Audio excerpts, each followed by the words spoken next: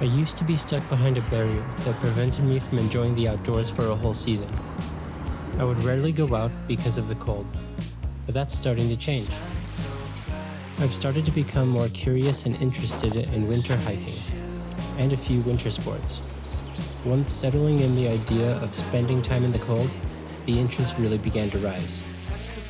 There are some key pieces of gear I've upgraded to handle spending more time in the cold winter conditions.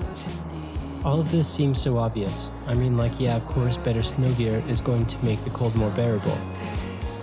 For whatever reason, it really didn't click in my mind until just recently. I never really learned much about winter layering, so I didn't know how to stay warmer in the cold. My hands are almost always the first part to get really cold, so I got new gloves that should be much warmer.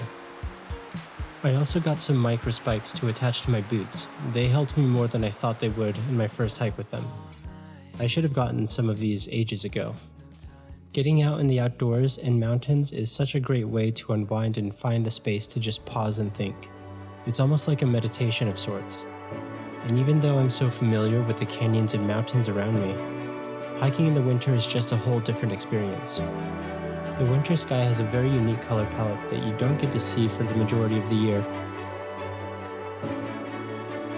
It seems like when it's especially cold, you can see the most amazing sunrise or sunset. One aspect of hiking in the winter that I haven't adjusted to yet: shorter days. It's getting colder now.